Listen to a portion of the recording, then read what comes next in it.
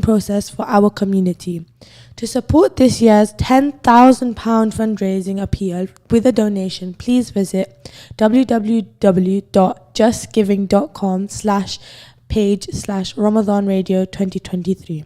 To join Team Ramadan FM and fundraise for this project with us, please visit www.justgiving.com/team/Radio Ramadan 2023. So let's carry on with our show. So Nadia is a third-year fashion communication and styling student at DMU. Within her work, she explores themes of faith within fashion and how this can be implemented with the modern-day fashion society. She also champions for a more diverse and inclusive environment and is looking to diversify the area of fashion in any way she possibly can. And her current project is looking into Islamic fashions and the different ways the youth have adopted this hybrid fashion, which we will be discussing more about. Her passion does lie in photography, which she is an expert in, and we've seen this in a lot of her pictures, and it's great. You can also check out our website, which you can see all these pictures at. But, so Nadia, my first question for you is, what is the role of a fashion communicator? Right, so the role. Get this question asked quite a lot. So it's basically, how is fashion communicated to us everyday people? How do we see fashion, whether it's on like magazines, whether it's on like big screens outside, whether it's, on the bus stops? How is fashion communicated to us through print, through text, online, through Instagram, these things. So it's, I hope that's good. Yeah. How did you get into this type of fashion? Because it's not a normal fashion. Like, you don't see Islamic fashion anywhere. It's very rare. Let me put it like that. It's very rare. And obviously in this modern society, everything's just all showy and stuff. So I just want to know, how did you get into this type of fashion in particular? Yeah, so I'll talk a little bit about my journey into how I got onto my course. I did a little bit of fashion and textiles at school at my GCSEs. And then after that, I went on to college. I was very unsure on what I wanted to do.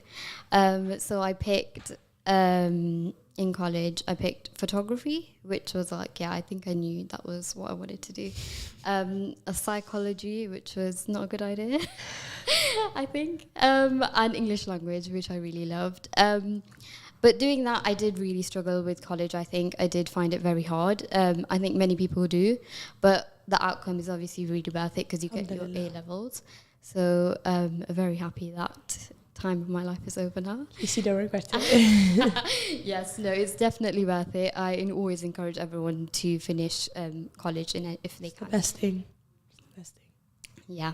So after that, I kind of was still unsure. So I went to the careers advisor at my college and kind of just told them about my situation. Like, I know I want to go into something creative. I know I want to go into kind of photography, but I wasn't really sure what. I wasn't really sure if there was anything out there that mixes kind of fashion, photography together. So I didn't know, especially in Leicester, because I still wanted to stay kind of at home. I didn't want to go out.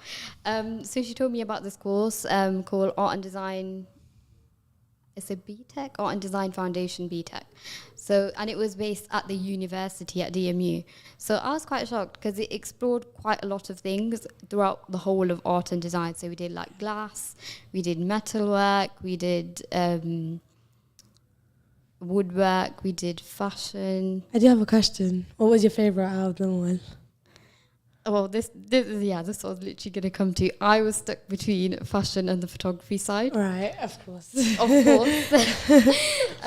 So in the fashion side, I didn't really want to do like the sewing and stuff. So we explored different bits of the fashion. So there was like the screen printing side. So where you like screen print loads of like prints and stuff on fabrics or, paper. So I kind of took that as where I was kind of going with it. So I took the photography aspect of images and kind of the darkroom side. So like the analog photography of where you have to go into the darkroom, develop your images, not the digital side just yet. So I really enjoyed that. So I kind of went with that. And then I kind of implemented and kind of combined the two between fashion and the screen printing.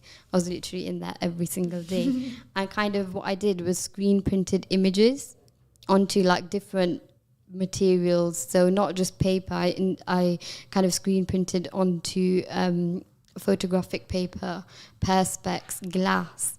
So things like this really interested me, and acetate, which was literally the best thing, like this kind of plastic kind of material. So that's where it kind of like started, this kind of mixing between the two. But after I finished that course, I was more confused than ever. I was still confused, yes. And it's okay to be confused at that time because you're still very young, I think, and it's okay to not know what you want to do. So at the end of that year, I took a year out, which I am so grateful for.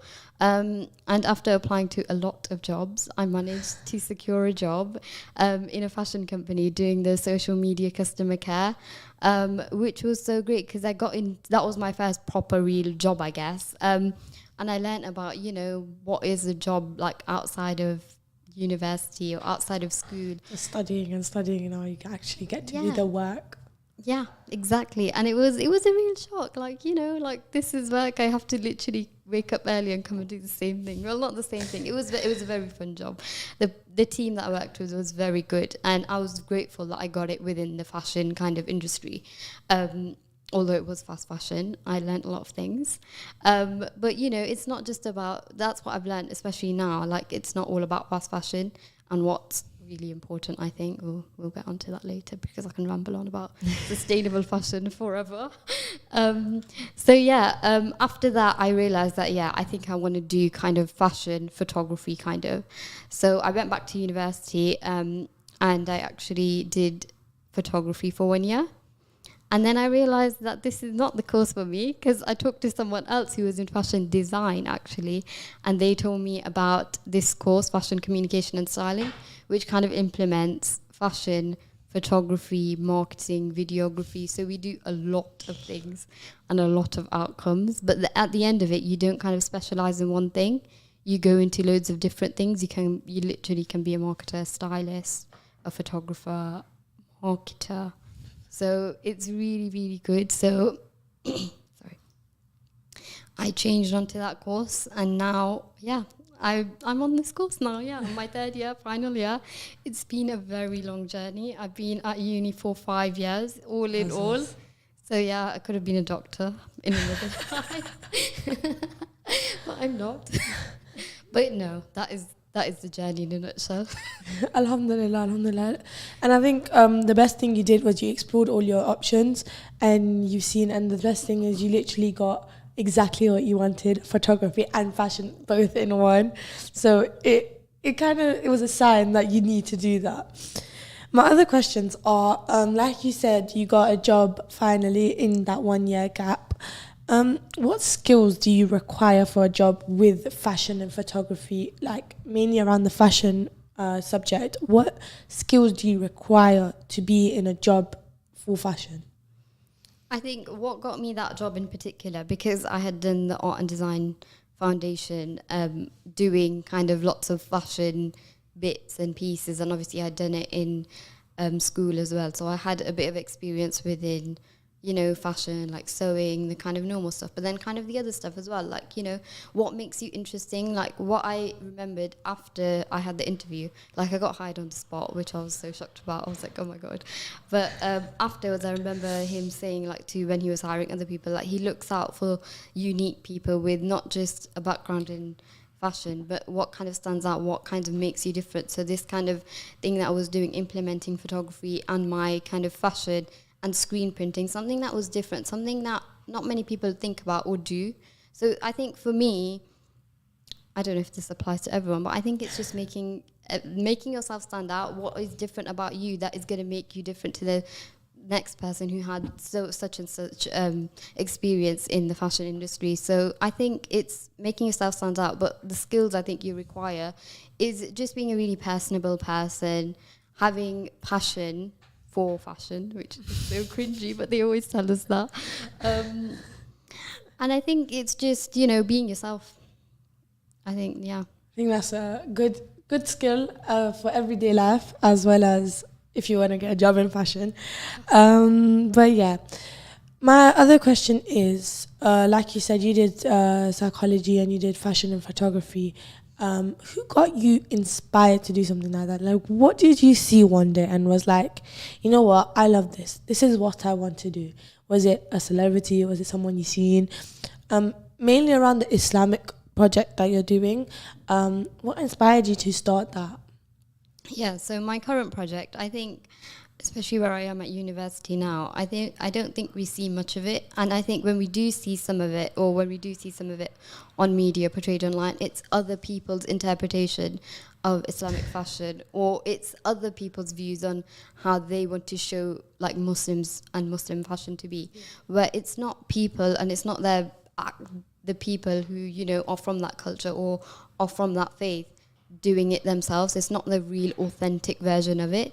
So I think for me, I wanted to really kind of nail that down and hit that on the head, where that was kind of like a missed market, I think, where people weren't showing the authentic people in their real kind of true self. You wanted to show the true meaning of Islamic fashion. I think that's really good because I understand what you say when you say that you've seen, obviously I've seen it on social media, Instagram, Snapchat, everywhere.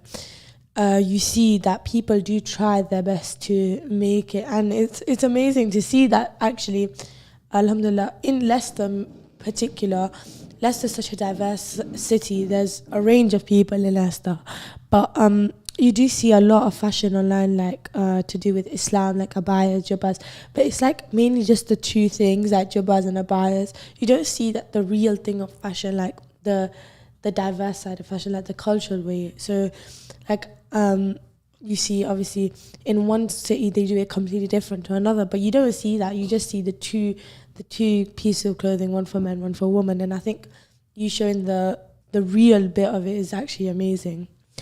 My other question is, going back onto your final project, what is your final project about? So, the big question. Big question. So it's about kind of following on from what we've kind of talked about. It's kind of this hybrid fashion. So I wanted to kind of see how fashion and faith kind of mixes. So I've been doing a lot of reading into kind of the Muslim youth and how they've kind of adopted this hybrid fashion of still being very proud of where they're from, their roots, their heritage, their culture, whether it's through like a bracelet or whether it's through like a necklace or pattern that they wear that is, you know, derived from where they're from. You know, just little bits and little pieces, whether it's like a badge. So people are being, and especially the youth, they're proud of where they're from now and they're not trying to hide that. 100%. And you see that a lot of, even in Instagram, like their bios, people put the flags and stuff. So when I was seeing these kind of things, I was like, okay, I'm like seeing like kind of a trend and what people are being more proud. And like, you know, you feel that within yourself too, you become proud of where you're from. But also within Islam as well, people are being more proud of being a Muslim. 100%. And I think people want to show that now. Like, even if they don't show it visibly, they can show it in another way. Yeah. And for me, I think it's through my work because, you know, Islam is so important. Like, it's such a big part of us. It's like, you know, our identity in a way. So I wanted to kind of show this in a different way that's not been done before. So I've kind of looked at this hybrid fashion of how people are still wearing these kind of, not Western, but kind of have adopted these kind of wholesome aspects of Western fashion and how they've kind of implemented that within their daily wear, whether it's wearing, you know, like high-end designer, like, you know, you can still wear like Nike, Adidas, and still wear, you know, jubbas, or you can still wear the headscarf, or you can still wear like a turban, you can still wear a topi. So it's, you know, seeing that, you know, in the raw version, which you don't really see. People, you know, you'd either see them in full attire, but, you know, not having that kind of brand element to it. So for me, it was kind of getting that and seeing that hybrid mix of what you see people wear on like a daily, like Friday attire kind of thing, you know. You'll see people and, you know, the people going to the mosque wearing their jubbas and stuff are wearing these high-end Nike trainers, they have Nike bags. So, it was that. The like, little kind of- details that matter. yeah, people take care, like, what they're showing to people. Like, they still want to be, like, they're loyal to their No, brands. of course. Me as a youth in this generation, let me put it as, in this generation especially, I know for us what matters the most is where is it from, what's the brand, who's the brand, this, that. It's all about the brand now. I think even with job bars and stuff, it's so like everything's just become a brand now, and you're like, oh my god. Yeah, you don't No, realize. but seriously, all just said, but in this particularly in this Gen Z generation, which is what this show's all about. In this Gen Z generation, you see a lot of people wearing just branded, and it's crazy because if you look back a little bit, you don't see all these high-end fashion shows, and even if you do, you see that the styles change so much throughout the years. Yeah, definitely. And I think as we're talking about Gen Z, I'll just put in a little bit. It's sometimes it is about brands, but it's also now about this second-hand fashion. Yes. And how people are wearing more vintage, this more pre-loved clothing. So, they want to, be wearing these brands, but they don't want to kill themselves off for it, or they don't want to pay like thousands of pounds for it, whereas you can be more sustainable, and that's what I'm all about. Obviously I'm biased because sustainable fashion means so much, and as Muslims we should be caring about the environment. 100%. Where do our clothes go after we wear them? Like, whether we give it in charity, whether we give it to, wherever, we need to care about where it ends up. So for me, and it's buying less as well, as much as you can. And so I see this kind of shift between people, especially in like the environment I'm in, like everyone's always buying like secondhand designer stuff, which is really nice to see. And it's good to see like the charity shops and stuff that sells, and it's amazing to see people actually like thinking, this could be someone else's, and like donating it, which is amazing. But Nadia, my next question is, like you were saying, that you look for the little details in people, like the flags on their bio, the bracelets. Right now, the big trend is these bracelets, that beaded bracelets about your countries, and I've seen them everywhere. Matter of fact, I wanted to get one for myself. But my question for you is, obviously I've seen some of your work, mashallah, it is amazing. But what kind of people will you feature in this particular fashion?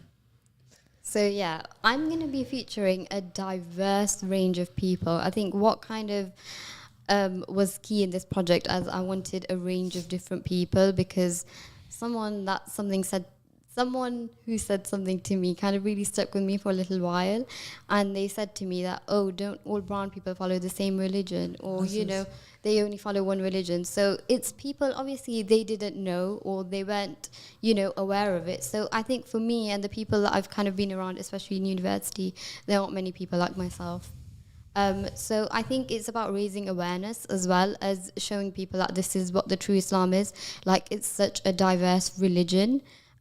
So for me, I wanted to show a range of different people. So some of the people who will be featuring in this are, for example, Moroccan. I've got someone who's Jordanian with Chechen root, someone who's from Saudi. I think it has gone down a Middle Eastern route when I look back at it, but it just so happened. Someone who is Bahraini and Somali. Someone who is very interesting, Egyptian, Ghanaian and Tanzanian. Very Good interesting. mix. Yeah, someone who's Kenyan and Omani.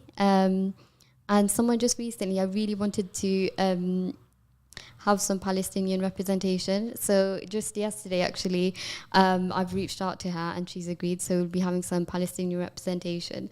But these are going to be kind of my studio shoots. But what I'm also kind of looking for within this project as well is having kind of the street style fashion as well. So people who aren't in studio, I'm going to be looking for people on the streets, hopefully. Wow. Also looking at the older gen as well, because we often forget they are also wearing like their traditional attire. Yeah. But now we see them wearing these Adidas trainers or like Yeezy trainers.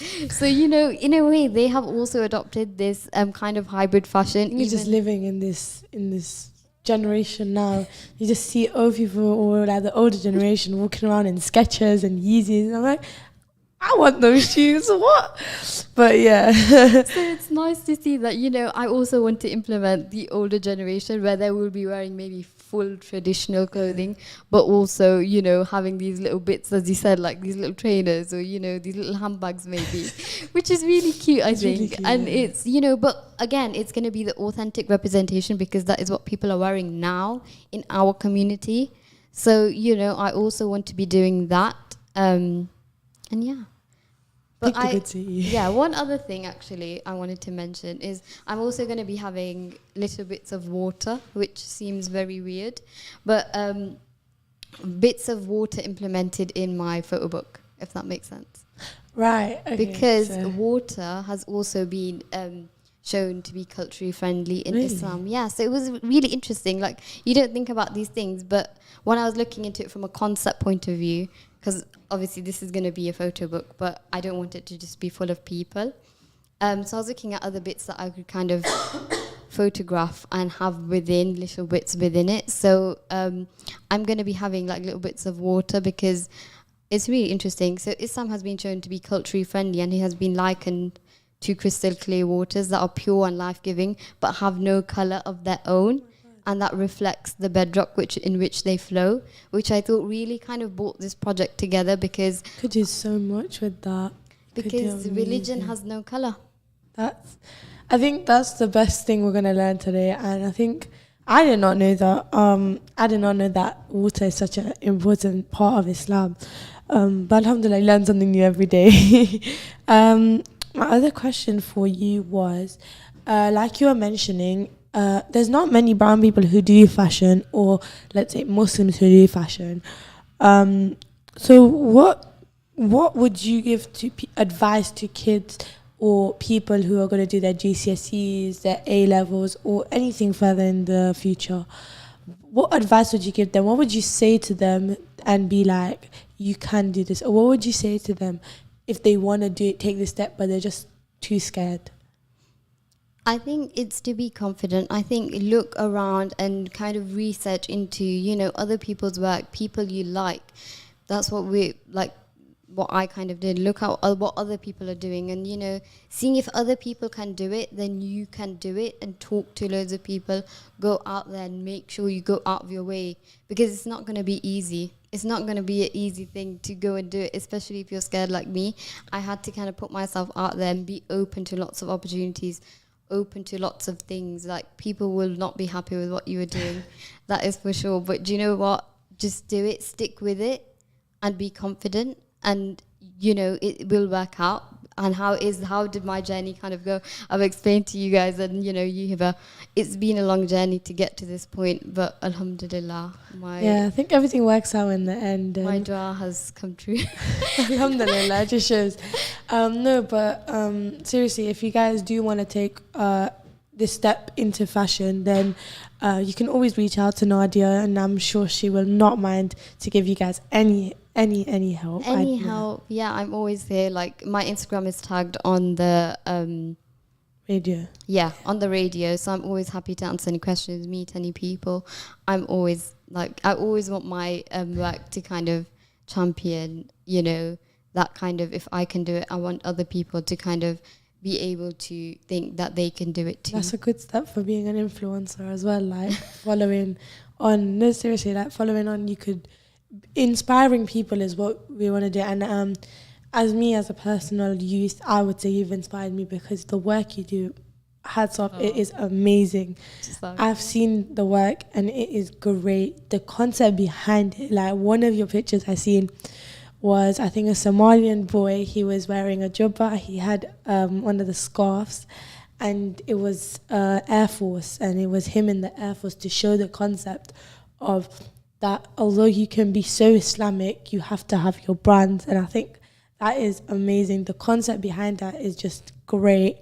And you guys can also check these photos out. It's so great. I just seen it. Hibah's given you a sneak peek of my final major. I fell in love. That will be coming out in the coming months. I fell in love. It was amazing. So my other big question for you is, It's a good one. So obviously, we know that there are many fashion shows around the globe. You have the New York, you have Paris, which is a big one. You have London. So I want to know, at this time right now, is there an Islamic fashion show Around Leicester? Or around the whole around the country? world? Or around Leicester? Let's make it easier for you. Do you know of any fashion show right now going around that is a Islamic fashion show? Not at the moment. I don't know any, but I know around the world there is Modest Fashion Week, and there is like the Middle East Fashion Week. So there are lots and lots of things taking place around the world, and I think there's more awareness now of modest fashion and Islamic fashion. So looking at those kind of things, and in the V&A right now, they've made like a little exhibition of like a mosque. I don't know if you've seen it, but it's really cool, like how these places and in London, for example, they've got like the Ramadan lights, and Yes, I've seen those. so even bits like that, even though it's not fashion related, but awareness of celebrating diversity is something so important in what I do, and in what I think loads of people should be championing for, especially when we go outside of Leicester. You don't really realize this. Like, not many people know about, other people or, other people's values. So, for me, it's about, raising that awareness and, championing always for diversity, and especially Islam and faith. Which brings me to one of my previous projects, which I really wanted to mention. Yes, of course. Go on, mention it. I think I mentioned it to you before. My previous project that I worked with Leicester Stories of Hope. So within the recent Leicester Hindu attacks, we had a project come to us from Sony, actually, and for other things. So they kind of it was like a student-led project. It was kind of looking at your cultural environment and seeing how you can portray, stories of change within it. So how people have, how your kind of environment has kind of changed, but in a positive light. So I kind of looked around, and that was kind of going on, or that had kind of finished. And so I reached out to loads of different people and seeing what they were doing, because you saw a lot of the men coverage in the media, but you didn't see what the women were doing. Yeah. And so I reached out to a lot of my contacts, and I realized that there was a lot of work going on, and especially from the women's side, that there was peace walks. There were so many things that the women were doing to kind of bridge that gap and come back together. So I reached out to Leicester Stories of Hope, which I want to really make mention of. A special shout out to Neem and Rabia, who are have put this kind of group together and working within the Muslim community and the Hindu community, and kind of bringing them together, making them aware of like celebration festivals that happen within the two faiths. And it's about accepting, and it's about learning. And I think that's what we all need to do, because the more we learn and the more we accept, then we're able to live in kind of peace. So that kind of project, I looked at loads of different women. So I looked at Nima and Rabia.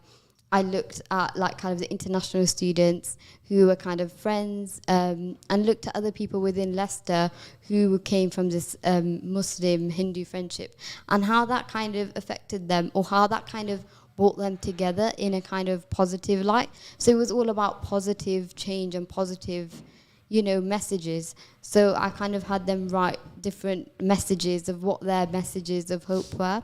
That's also in my Instagram. But and I learnt so much. So, it's about not just fashion and what they wear. It's also about the concept, and it's about what you learn too. So I think for me that was really important, to always be learning, as well as, taking pictures. It's not just, I really like your outfit, let me take a picture. It's about learning about the people before you kind of photographing them. So, you see all these pretty pictures, but a lot of work goes into that. For me, it's like depths and depths of research. I will be researching and reading and like making notes like this, just so then you can kind of figure out and single out what your concept is, to make it more meaningful to people. So it's not just, that surface level. It's more deeper than that. And I think the work around that particular area where this Muslim Hindu thing was going on, especially in Leicester, where something like this has never happened. This riot was massive. It was huge, and so just a follow-up question for the Islamic show. My question was, what's your concept? Do you want to take on, is your goal to do an Islamic show in Leicester? Ooh. That's a really good question. You know, post-uni, yeah, that could be something, you know, something that the youth definitely hasn't seen. So, yeah, that would be definitely one of the goals, hopefully, inshallah, with you helping me out, or you with my creative director. Of course. Why not? I mean, you know, you don't get these kind of things in Leicester. I know there's Leicester Fashion Week, but so yeah, I did forget to mention that. I do really help out in Leicester Fashion Week. That is very fun. But that's a different kind of fashion. It's not more Muslim centered. I think it's very general centered. But it still is very good. But I think having something like that for the youth, I think would be amazing. You know, just to have something where people can like maybe have their authentic representation, but also have this kind of vintage pre-loved collection going down the runway. Or, you know, something like this I think is really interesting maybe to have and see. So yeah. Can you explain your motivations behind this project in particular? Because obviously it's something you'd never see. It's something different. So I want to know your motivations, how you got into it. Because obviously if it's something you've never seen before, how did you get into it? Like, what pushed you to do it? Do you mean my final major project? Yes. Yeah. Okay, just wanted to come. I think for my motivations, I think, you know, I was surrounded by loads of people who were doing different things within their within the realms of what they wanted to do. And I wanted to do, you know, something that was meaningful. Not to say that their projects weren't meaningful, just something that I couldn't relate to as a Muslim person. So, you know, for me, in all of my work, as I said, faith will always be implemented in some way, shape or form, and modest fashion will, because that's what I will always be championing for, because if I'm not going to be doing it, who else will? That's my kind of motto. If I don't do it, then who else will? Because I don't see anyone like me doing the work that I do. So I think it was giving, you know, the Leicester people a voice and a way to visualize fashion, because, you know, Gen Z are like so big on fashion. And as you said yourself, you know, so it's important. It's a big part of, you know, what you wear is, you know, what you want to show to people in a way. So that was kind of my motivation for this kind of project, I think. It's to showing not other people's interpretations, not my interpretation of the models' clothing and what they wear. It was their interpretation of what they tell me and how they kind of wear their fashions. And it wasn't me telling them, oh, wear it in this kind of way. It was them telling me. So that kind of authenticity and rawness is what I kind of wanted to show. And, you know, we talked a little bit about that, having other people's interpretation. Yeah. Where sometimes it can maybe come out right, but a lot of the times it can come out wrong too. So for people to tell me, and then we can kind of discuss and where we can kind of take this kind of visual aspect of showing it is kind of where we kind of both work together and kind of see what kind of outcomes we want to bring. So yeah, that was kind of motivation. What would you say to someone like me? So let's say I came up to you and I was like, I want to do fashion, but I'm just so scared that I just cannot do it because I don't know how to design. What would you say to me? Right. Just put you on the spot there. Yes, you did. I need to think. No. Well, I would see what experience you have. You surely have some. You seem like a very competent young person. Don't think my art levels are that good, but sure, yeah. But, you know, I think it's about scaling yourself up if you aren't. But even with the skills that you have, seeing what you can do, there's so many skills that you probably have, and loads of other people have, that they don't know that they can do certain things, like drawing or illustration. Like, I went onto my course, I didn't even think I would know how to do any of that. But you learn. And especially going to university, everyone's kind of, they make sure like everyone's kind of at the same level as they kind of No, I'm kind of confusing myself there. But they kind of skill you up so everyone's at the same level. Sorry, bit of a tongue twister. So, you know, it's always about learning. There's always YouTube channels. There's always people that are there to help you, mentor you. There's so many mentoring, coaching programs that, you know, can help you in one way or another, kind of help yourself, which I've kind of learned. No, I remember sitting in my room and like searching at these step-by-step drawings, and it's just so funny when you think about it that like I actually thought I could do something with that. But like I remember just sitting in my room and just like drawing these step-by-steps into the cupcakes and these little YouTube channels, and it was amazing. But yeah, so obviously this takes a lot of skill and a lot of time and effort. I need to make up a lot of time for it. Like I seen with just what you've told me that you need a lot of skill. You need to know how to do art. You need to know precision. You need to know everything. It's so long. So I wanted to know. Okay, so obviously there's the core art, but I want to know in particular what are the subjects you need to be perfect in to take on fashion. Yeah, so that's a really good question, actually. Yeah, it's not all fashion practical bits. There's also a written element where, you know, you get your honours from. So that's why I kind of chose to do English language, which was my mom's idea. So shout out to my mom, which told me to do that.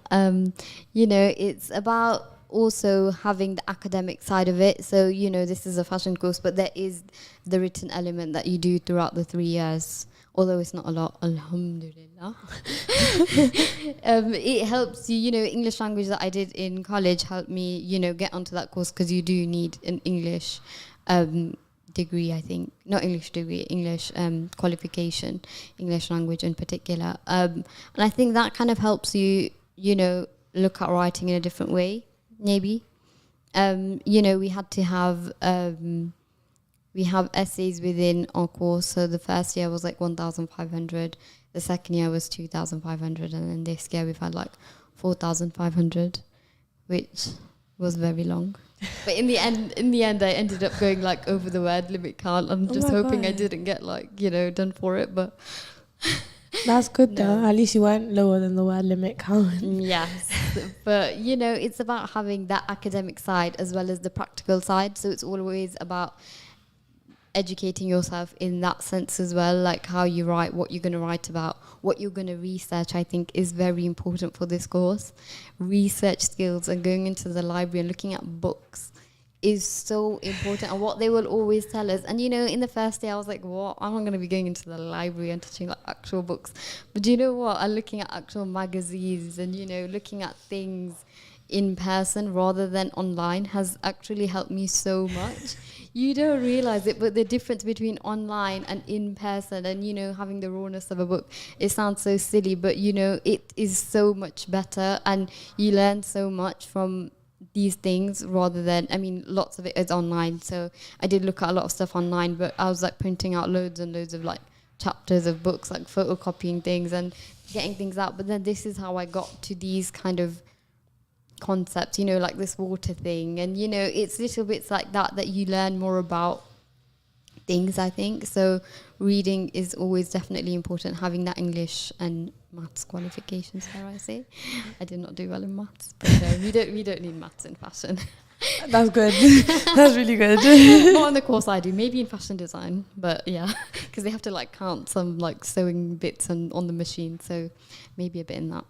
Heads up if you want to do fashion. If you want to do fashion sewing, then design, then be good at maths. No, but definitely, I think that's good advice for people at home who are thinking about doing A-levels or GCSEs with fashion, that they know at least what they need to pay attention to if they want to get into fashion. Yeah. But my other question was, my other question for you was, what would you do if fashion wasn't the way you would do? What would you do if photography and fashion was not the thing for you? What was your other plan? Oh my god. I always say I'm not good at anything else, but I think it would be kind of philosophy or Islamic studies, I think, because I did kind of look into that, and I think the reason I didn't go into that was because you have to like challenge your own religion or something, and that's not something I wanted to do. But definitely within the realms of Islamic studies, I think it's really important to know about religion, and it really interests me of reading, especially this particular project, reading about things that you don't usually read about, you know, like other things, you know. I just really like the concept side of it, and, you know, other bits in my project, you know, belief in the unseen, hellfire, heaven, stuff like that, and, you know, just, yeah, things like that, I think. Makes sense. So you've always been into art, is that right? Yeah. What's your favorite part about art? Like, obviously there's painting, drawing, sketching and all of that. So what's your favorite, like, part of art? Yeah. I think over the years it's changed. I think I was introduced to illustration, how I've kind of mentioned. And that's kind of like the hand-drawn kind of illustration bits that you see, you know, where people have it's not just a drawing, or it's not just a bit of piece, where people have kind of implemented it into photos or other bits of artwork, mixed media. So I think this kind of mixed media side is what I kind of learned in Art and Design Foundation, I think, and that is how I kind of developed these skills. So yeah, I think it would be, yeah, kind of illustration and mixed media. I think it's not just about drawing a pretty picture, because I can't do that. I can't do that. What I will do is I will draw for my own maybe images, or like illustrate over them. So I'll have my own imagery because I want it to be mine, and then maybe just illustrate little bits of it or little details, and then kind of bring them out and make them look like really weird things. But, you know, it's making people think about things differently. It's portraying things to people in a different way that they've not kind of seen before, is what makes, you know, kind of you stand out, I guess, in a way, and doing different projects. My last final two questions was, obviously you said for a career you need to be unique. What is one thing you see in a skill you need to have is be unique. So what is unique about you in this way? So obviously a lot of people do a lot of things. So I want to know from you, what do you think makes you stand out and unique? What do you think got you that job? Right, Hibah, you really put me on the spot now. Right, I'm going to have to think. I think, for me, I think about things differently to a lot of people. I think for me, it's, you know, being different in the way that you think about things and how you show things visually. Because, as I said, we're visual communicator. So I think the way of what I want to show to people and how I go about doing it is what makes me kind of different. I don't know if that is a kind of skill or thing, but I think you unique. That's all it needs. Yeah, I think you can probably tell by all this rambling on about how I research my concept, because I would say I'm more of a conceptual fashion photographer rather than just going out and photographing people. Like, I want to learn about people. I want to know what makes them them. For me, it's all about learning about different people, different things, being open. So yeah. My last question before we end our show, I just wanted to know, what is your goal for fashion and learning? And once you finish university, where do you plan to take all this skill? Hopefully be a fashion photographer or somewhere within the fashion industry that is working within an Islamic organization. Like, you know, you see loads of magazines and you see loads of collectives now coming out. You know, recently I found Kidr Collective. So, you know, where Muslim-based creative artists, or, you know, whatever medium they are, is showcasing their work. And, you know, being part of those kind of organizations and those kind of collectives, I think, is somewhere where I want to see myself. Alhamdulillah, that's a good, inshallah, that happens. We'll all make dua for you. Inshallah. So guys, that has been Young People's Talk with me, Hibah Akeel Zicar, and Nadia Girach. Thank you so much for coming on. Just before we end, I just want to make sure you guys know about the fundraiser one more time. If you guys do want to donate, please visit www.justgiving.com/page/Ramadan Radio 2023. 2023. That is www.justgiving.com/team/RamadanRadio.com. 2023, sorry, wrong one. But yeah, thank you so much for coming on. Thank you guys for tuning in and listening.